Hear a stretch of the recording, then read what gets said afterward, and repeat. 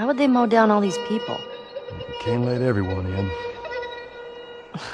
So they killed them? Dead people don't get infected. It's kind of shitty.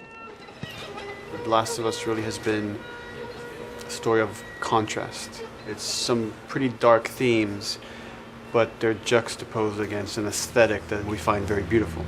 That contrast is visual, but it's also in the environment. The world we decided was actually its own character. What happens 20 years after the fall of man when no one's taking care of anything? There's something really pretty about nature reclaiming its domain once we are gone.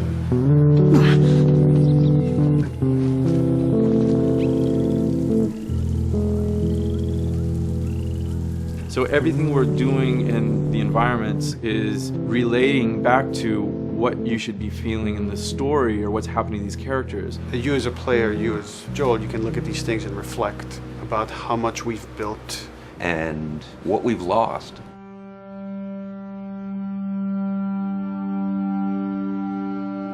You get to see hints of civilization that used to be.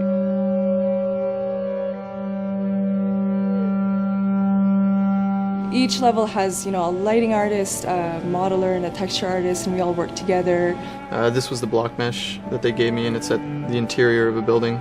I had to be mindful of where I had set the lighting up in the color script, how it would be coming through the windows and lighting this area, which would give us this concept.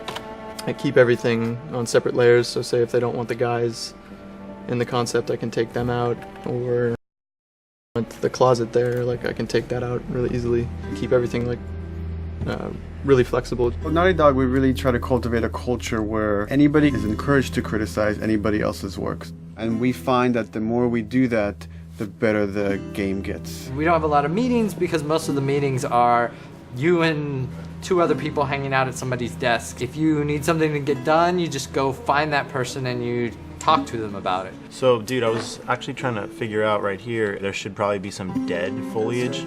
It might be cool to see some of the dead stuff around the edges of the green, or even spilling out into the street. Maybe what we do is, in some of these areas, we use it as a transition from the actual up to the side of the building, so they're almost sitting on top of a bed of dead foliage, that really rich kind of orangey brown color. Sienna or something would be nice. Something real cheddary.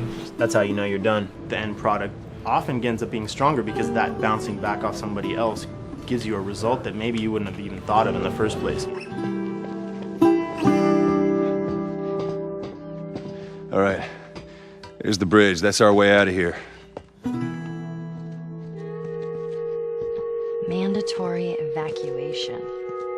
Evacuate to where? What do you think? Quarantine zone. See, some places got a heads up before the infection showed up. Most didn't. We consciously take in consideration lighting in the beginning. I've never ever focused so much on lighting and how much sensitivity there is to that here. Did you talk to the character artist about her hand? So her face is getting a lot of speck, but then her arm is just bone dry. You think something we can tweak in shader? We'll have to send back to character team Michael to take a look. I can play with the lights and see if that's creates more spec. Yeah. So all the characters cast soft shadows onto the environment. Even when there is no direct sunlight or no direct light sources, we still have nice fuzzy shadows. Damn, that's quite a drop. If you shine a light on a red wall, it will bounce the red lighting on the whole environment, making it red.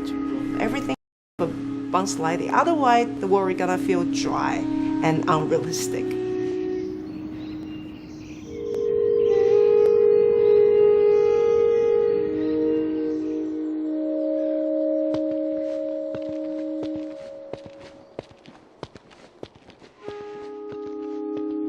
Once I finish the concept, they take it at 3D artists and lighters, VisFX guys, and they'll bring it into the game engine. They got the same sign, all the foliage, lighting. That's how it kind of translates from the color script to the finished game that you play. This way. If we cut through downtown, we can hit the Capitol building by sunrise. We hope. This engine is really driven in a way towards a very high level of cinematic control. Hopefully, if we achieve our goal, you'll see it is beautiful. There are these truly beautiful moments amid all this chaos and destruction.